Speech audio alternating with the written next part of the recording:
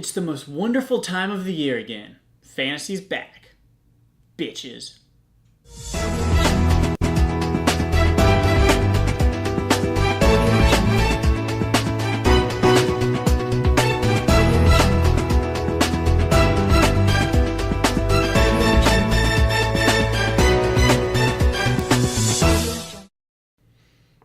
Well, Field is posted on the trading block, so that must mean that fantasy football season has started. I'm your host, Yurt Lopcom, and this is Real Talk, where we take a real look at the happenings of the real league. Let's take a look at our first matchup. Alex Edelman, 2 Duckers. Hey Jones, Team Marinade. Quarter cup olive oil, quarter cup soy sauce, 2 teaspoons minced garlic, and half a cup of cheerwine. The ingredients of a perfect marinade. That and a last-minute touchdown throw by Andrew Luck. This week, Coach Nate Jones grilled the Titty Duckers. It appears that their coach, Alex Edelman, was in such a rush to get up to New York that he left his sack here in Charlotte. With 60% of his team underperforming, including his half-star quarterbacks Foles and Breeze, this defending league champion found himself feeling worse than if he had exposed his chafed rod to his girlfriend's mom. Team Marinade wins 89-82. Speaking of a chafed rod, let's take a look at our next matchup. Field Snyder, Sunday Scheme. Marco Flores, Hogwarts. This week, Coach Marco, my team is going to be so good, Flores, left his matchup feeling like he had just had his dick filleted.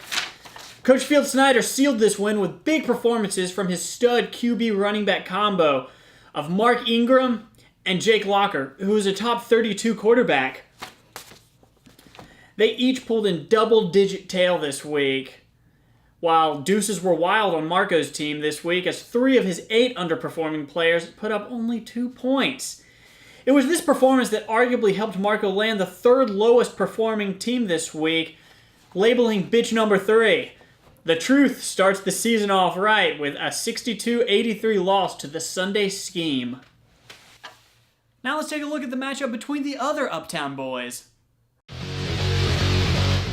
Jones, beautiful team.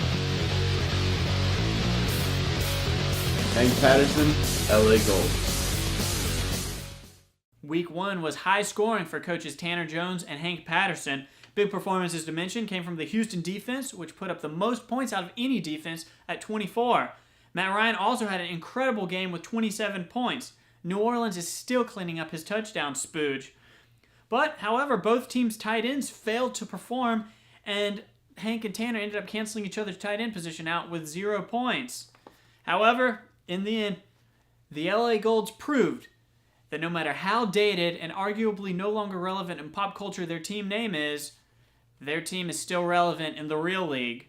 The LA Golds beat a beautiful team 93-88. Possibly the most exciting matchup this week was between the Butthole Surfers and the Great Pumpkin. Trey McFall, the Great Pumpkin. Stephen Flores, Butthole Surfers. This was the highest scoring matchup of the week, with Peyton Manning putting up an impressive 26 points and Matt Stafford and Calvin Johnson, a.k.a. Salt and Pepper, a.k.a. Water and Oreos, a.k.a. oh no, here comes the Boof train, ready to take me to downtown Boofville for the 9th annual Boof Convention, scored a very impressive 48 points combined. This performance allowed the Great Pumpkin to come back from his 39-point deficit going into Sunday. However, in a shocking turn of events, the Great Pumpkin benched one of his running backs, allowing him to score the most points in the league with only 9 players. The Great Pumpkin beats the now loosened Butthole Surfers 106-97. Speaking of a 39-point deficit, let's take a look at the biggest blowout of the week. Pearson Cunningham, Q. Daniel Kelly, Vinegar Strokes. Now I love Coach Daniel Kelly's confidence. There's nothing like starting the season out with a statement. However, it doesn't really work when you lose. Starting the injured Cam Newton was just an outright mistake. no matter how poorly RG3 performed. He only got 3 points, so almost canceled out the 0 points put up by Cam Newton. But the fact that 5 other of the Vinegar Strokes players scored less than 5 points is really what hammered the last nails into his coffin. I think that Coach Daniel Kelly just really needed to go under a complete team rebranding campaign to shake off the stench from last year's season. Q beats the Vinegar Strokes 89-50. If you thought only scoring 50 points was bad, check out this next matchup. Mac Shipley, Newton Manning. Tom McGoodle, are you strong? Mr. Charles Bear's Heisman Dick looked a lot more like Mr. Charles Bear's Special Teams Practice Squad Vagina this week. After a combined 5 interception performance from his QBs, Romo and Eli, there was no hope for Charlie. Despite having a large group playing Monday night, Mr. Charles Bear only scored an additional 16 points. Mutant Mayonnaise, on the other hand, had double-digit performance from 5 players, leading Mutant Mayonnaise to come out victorious 82-49. Now let's take a look at John and Graham's matchup. John Devine, the Don Javines. Tom McGoodle, are you strong?